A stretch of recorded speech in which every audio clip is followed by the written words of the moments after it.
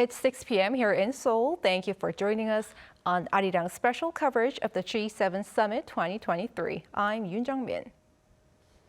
We begin in Hiroshima, Japan, where the Group of Seven summit is underway right now. Expanded sessions started this afternoon, and South Korean President Yoon, who's invited to this meeting, engages in his summit diplomacy with several big powers.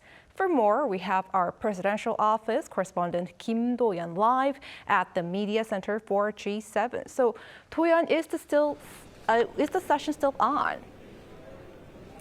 That's right, Jung-min. So the expanded group session has started earlier today, and President Yoon is taking part in those now. And that means that on top of this group of 7 leaders, the 8 invited guests will participate in talks of various topics. And so far, President Yoon has participated in the one with food security and global public health, where he says South Korea would play a more active role and in helping the world overcome hunger and the next pandemic. So President Yoon highlighted to other leaders that South Korea is the first country ever to transition from receiving aid to become a provider of ODA. And the top economic secretary said Yoon focused on agriculture and food security, pledging to double South Korea's contribution to food aid via the World Food Program to 100,000 tons a year. He also pledged to expand the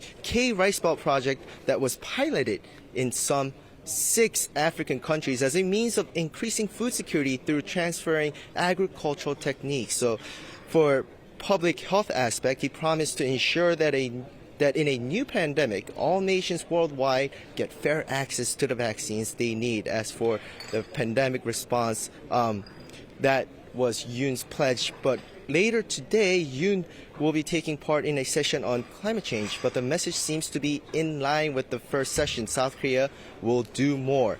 Listen to what the top press secretary had to say about what Yoon will focus on for the climate change session.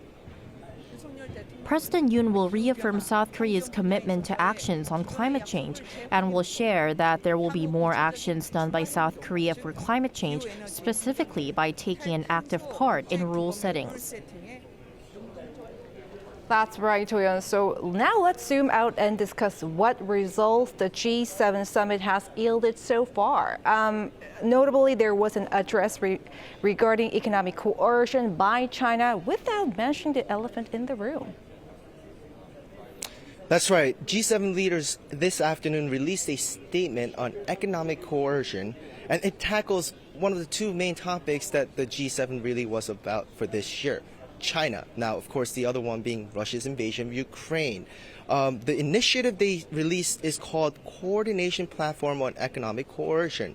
And with an increasingly aggressive stance by China has caused concerns for certain countries. Some of the participating leaders, however, don't want to take too much of a defensive stance on China. So cooperation over mutual interest was the key for the leaders here. That said, China was not mentioned in the statement, but it said, quote, "We are taking additional steps today to enhance our ongoing strategic coordination on economic resilience and economic security by reducing vulnerabilities and countering malign practices that exploit and reinforce them." They are also urged all nations to adhere to these principles of transparency, diversification, security, sustainability, and trustworthiness and reliability in building supply chain networks. All right, Do-yeon. And tomorrow brings the G7 summit to an end. What's in line for the leaders and President Yoon?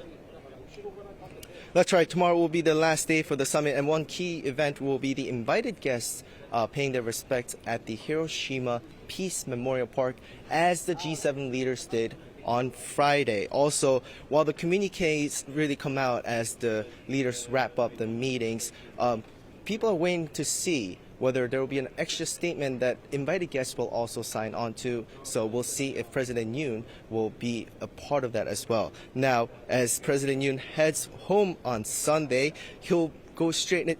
His diplomatic activities doesn't end here. He'll be having a summit with German Chancellor Olaf Scholz directly after landing in Seoul, and another summit with the European Union on Monday. So busy days still ahead for President Yoon. And back to you, Jung-min.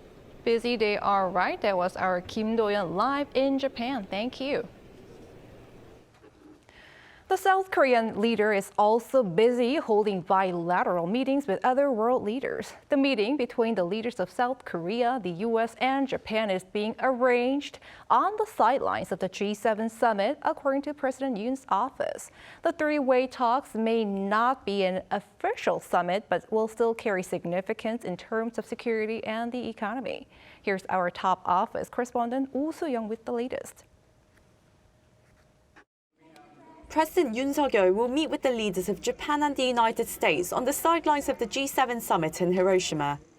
Seoul's top office said the three-way meeting is in the stage of being arranged, although the format has not yet been decided, amid high anticipation that the leaders would sit down for a third time to discuss pressing agendas, including North Korea's growing nuclear threat and China's coercive economic and geopolitical influence in the Indo-Pacific region. While Yoon, Kishida and Biden's November meeting in Cambodia produced their first joint statement on security and economic cooperation, Seoul officials have hinted that the Sunday meeting may be more of a meet-up, concluding without elaborate details or action plans.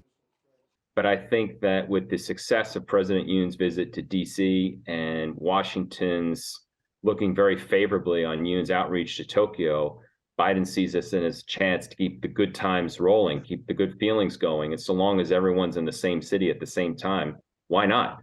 And I think the fact that President Yoon and Prime Minister Kishida will visit the bombing site together to, mourn the souls of those Koreans who were lost in the nuclear attack in 1945 will be very moving indeed.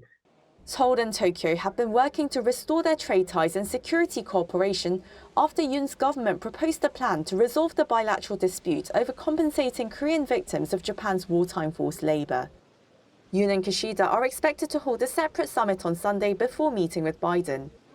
The South Korean leader has been holding bilaterals with heads of government in Hiroshima, including with the leaders of Australia, Vietnam and India so far. President Yoon's super summitry streak here on the G7 sidelines underscores his administration's Indo-Pacific strategy, which looks to expand economic and security cooperation with regional partners and emerging economies for regional peace, stability and prosperity based on liberal democratic values. Yoon's office says the President and Prime Minister Narendra Modi agreed to ramp up cooperation on biohealth and defence during their talks on Saturday, and to explore other areas of collaboration as countries with shared democratic values. The meeting marked the leaders' first in-person bilateral talks, made all the more significant in the 50th year of South Korea-India relations. Woo Soo-young, Arirang News, Hiroshima. During the high-stakes meeting, the G7 leaders doubled down on the need for nuclear disarmament in a separate joint statement. On North Korea, they urged complete, verifiable, and irreversible abandonment of its nuclear weapon programs. Barry Welsh with more. With rising concerns about escalating nuclear threats in the global community, the leaders of the G7 on Friday called for a world without nuclear weapons. In a joint statement dubbed the Hiroshima Vision on Nuclear Disarmament, the G7 nations urged North Korea, Russia, China and Iran to cease provoking tensions with the use of nuclear weapons. They underscored that a world without nuclear weapons cannot be achieved without nuclear non-proliferation. Concerning North Korea, the G7 nations reiterated their unwavering commitment to achieving complete, verifiable and irreversible abandonment of Pyongyang's nuclear weapons and existing nuclear programs. They added this also includes any other weapons of mass destruction and ballistic missile programs under the relevant UN Security Council resolutions. The leaders also demanded North Korea refrain from conducting further nuclear test launches that use ballistic missile technology. In an effort to cease Pyongyang's nuclear threats, the G7 urged all states to fully implement sanctions. The G7 reiterated that North Korea cannot and will never have the status of a nuclear weapon state under the North Proliferation Treaty. The regime has argued that North Korea is free from any NPT obligations as it withdrew from the treaty in 2003.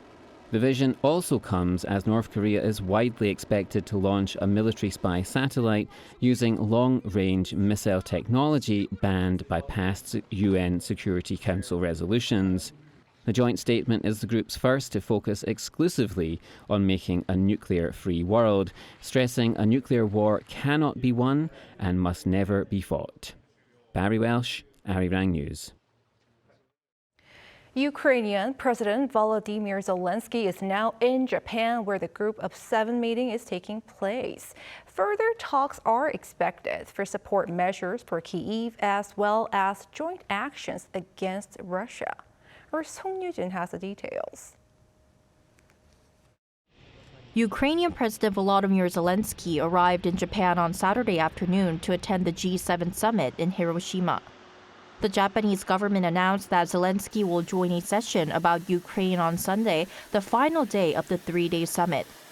According to Tokyo's foreign ministry, Zelenskyy initially planned to participate online but decided to attend in person. This will be the Ukrainian leader's first trip to Asia since the start of Russia's invasion last February. During his visit, Zelenskyy will hold talks with U.S. President Joe Biden and Japanese Prime Minister Fumio Kishida. This comes a day after G7 leaders released a statement reaffirming their unwavering support for Ukraine and their commitment to opposing Russia's aggression. The bloc pledged to continue providing financial, humanitarian, military, and diplomatic support to Kyiv for as long as necessary. On the same day, CNN and Reuters reported that President Biden informed other G7 leaders about the U.S. joining allies and partners to train Ukrainian pilots on fourth-generation aircraft, including U.S.-made F-16s, citing senior U.S. officials. Denmark's defense ministry said it was ready to support the training.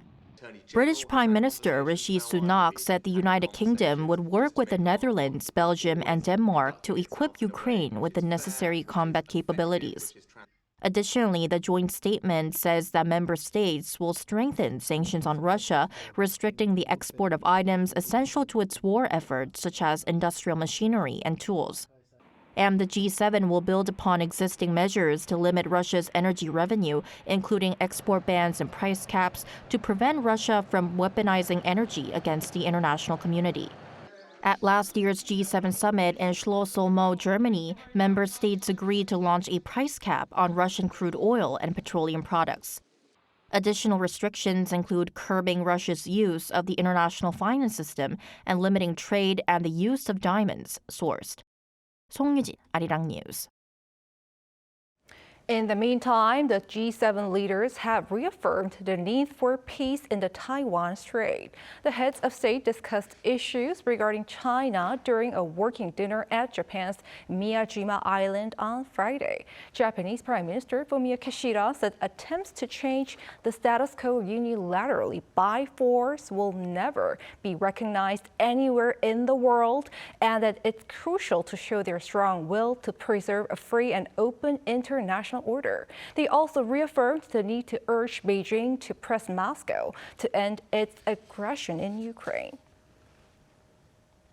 This year's G7 summit is crowded, with more world leaders taking part than usual. Invitations have been extended to 8 other guest nations.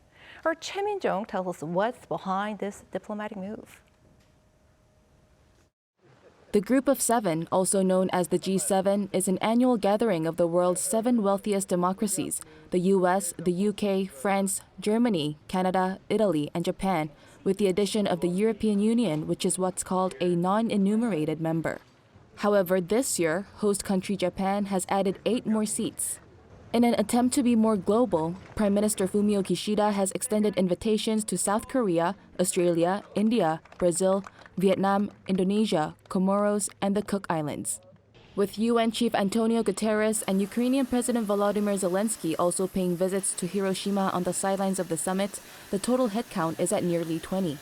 Pundits say that the long guest list shows Japan's intentions to expand the influence of major countries on thorny issues with Russia and China, 2 countries that are not on the guest list. BBC reports that one of Kishida's clearest aims is to show a united front against Russia's invasion of Ukraine. With the G7 reportedly getting ready to slap more sanctions on Moscow, additional guests may take part in deciding how far those sanctions should go. Japan also sees the summit as a way to respond to Beijing's growing military threats surrounding Taiwan. Like Tokyo's unwavering support for the fight in Ukraine, it expects the same global support in containing China, though it may be much more complicated given Beijing's dominance in the global supply chain. Choi Min-jung, Arirang News.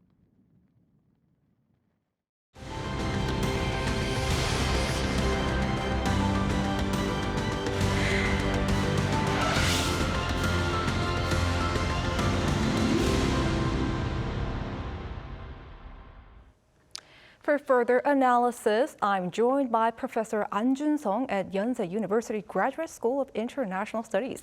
Professor An, thanks for coming on. Thank you. So first, I want to ask you, this year's G7 summit is being held in Hiroshima, Japan, the city devastated by an atomic bomb in 1945. So why this particular city? Well, that's a very good question because, I think there are two different perspectives. First, for the international perspective, I think the Japanese government recently changed their global image from an invader to the victim of war, for example, because they are victim of the nuclear attack in 1945. So I think that's in a way that the Japanese government trying to, to increase their global leadership in a way to rejuvenate their national economy in a global setting. So in a way that increasing their global leadership, and with that increased leadership, they try to rejuvenate their economy. I think that's kind of a big picture. And from the domestic perspective, obviously that Hiroshima is the home district for the Prime Minister Kishida. So I think that's a great plus for him for the future election. And plus that some of his family members actually were the victim of the atomic attack in 1945. So I think there carries some personal value to the Prime Minister as well. All right, some political message there. And Professor, President Yoon and Japanese Prime Minister Fumio Kishida will visit a memorial park in Hiroshima tomorrow to honor Korean victims of the atomic bombs dropped during the World War II. What does this mean for the Seoul-Tokyo relationship? Well, I guess that that question is of interest because in a way that they're both leaders getting together to that place, I think that's have some significance, right? So it means that they're achieving something. But however, I think that's just beginning. There should be a beginning. It's not the result, because that we'll have to see that what would happen in terms of under the improved relation between two countries. So I guess that's a good step to taking. But you have to see what they can do in the future. I think that's more significant. And plus that getting something that sending message. I think the Japanese government tried showing some of the not necessarily best effort and doing some job to saying some message, something that welcome message to the Koreans saying, well, we're doing some job on our side. I think that's some political reason as well. All right, and Professor, the Japanese Prime Minister said the G7 Hiroshima meeting will send a strong message for the world free from nuclear weapons. In fact, Group of 7 members has issued a joint statement and they call for complete, verifiable, and irreversible abandonment of North Korea's nuclear weapons. What do you read into this? Yeah, just earlier today, right? They issued a joint statement, right? That's called Hiroshima, right? Hiroshima Vision, the nuclear disarmament. I think that my observation is that if we really want to solve the problem, actually, for international community or the international organization, maybe supposed to be sit down together, actually, like a six-party, right? The party have to be together and talk, but unfortunately, it's only the unilateral message from G7 country and plus the invited countries to the other side, such as here. Obviously Russia and China and North Korea, etc., perhaps Iran. So I guess that's the message. I think that that's the one point about that joint statement is that, well, at least we, successfully include the specific, I say the expressions in that statement, the CVI, right? Complete, verifiable, irreversible, abandonment of the nuclear in the North Korea. I think that's achievement, but yeah, but I'm not sure how much weight will carry to North Korean government because So they'll become more, common enemy to all countries anyway, not only the G7, all the countries. So basically the idea is that, well, yes, there's a good point that we could include an international document showing, very clear message to North Korean. But however, what is, how much, practical way can we, carry it? That's the different issue. And it's more important, what, the G7 also plus the other countries can get together, to deal with the, cope with the situation. I think that's more significant. Right, practical measures matter. Yeah. And Professor, do we expect a strong unified message regarding rules-based international order with Ukraine and Taiwan in mind?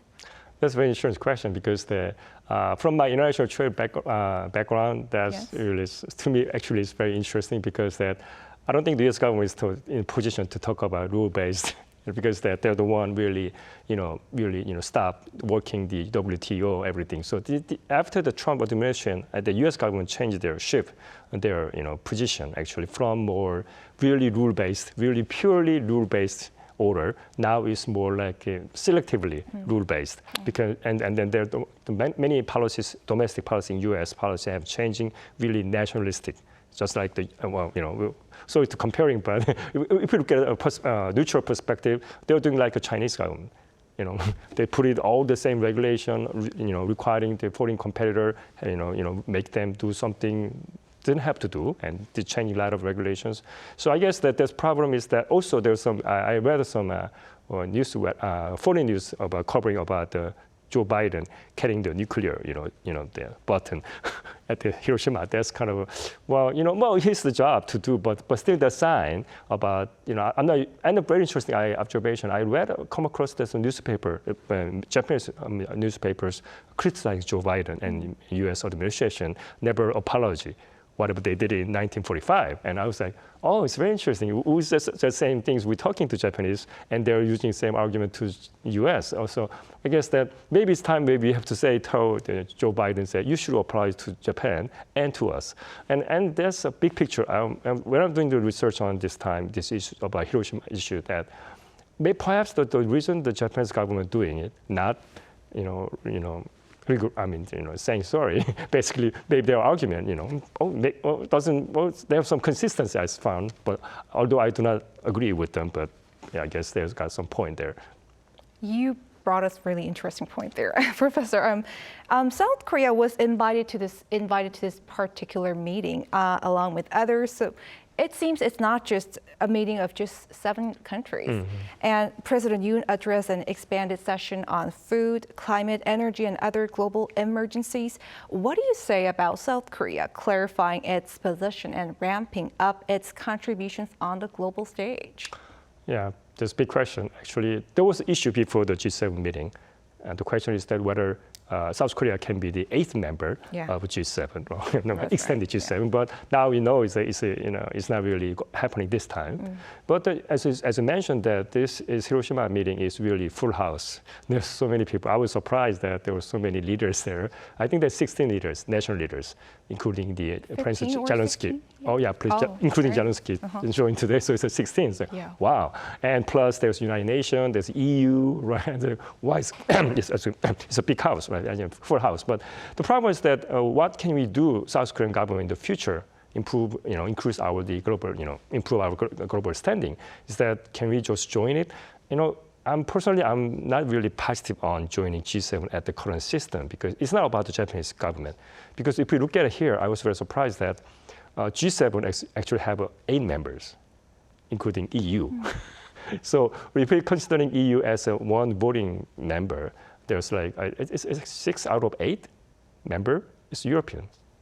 So if we want to get in there, we need to approve from the European neighbors, like French and Italian and German, which is not easy because they have all their, joining FIFA. It's like FIFA situation, it's a European playground. So can we actually join there? It's not easy. And I don't really blame Japanese government because I don't think they have much influence on that arena because that there's US side and Canada there's a side with the US and Japan perhaps, and the rest is European side. So if we wanted to get in there, we need to get consensus. 100% agree to joining the member, which is not easy. Consensus is always, it's ideal, but it's very practical perspective, very difficult to get in, right? So we have to take a different view that, what can we do, without getting the GA status, maybe what is really the, for short-term, goal and long-term goal. I think we need to get more practical on making strategy on the global, setting. Very briefly, what do you see on South Korea increasing its contributions on the global stage? I think that's good. I mean, because I think we should do, contribute to more international community, because we are the one we receive, international support during the Korean War, not only the Korean War during the 60s, 70s. So I guess there's time to, I shouldn't say pay back, but at least to do our job and right. there's some contribute to something international perspective. But however, you always think about what we want to do, how it's going to happen. So, and plus that we can, although we do not have much control on what to do, you can send a message, sending to the whoever we can help, and the international community we can have our position. But my personal concern is that if you do too close to any country, like the U.S. or any country, that we have a sovereignty issue. Some of the issues will have a conflict. There's no perfect match, right? So the problem was that I'm concerned that we need to get some of the issue taking our own stand, independent and really sovereignty issues, right? All right, Professor Ahn, many thanks for your insights. My pleasure. And that wraps up Arirang special coverage. Thank you for watching. Have a great rest of the weekend.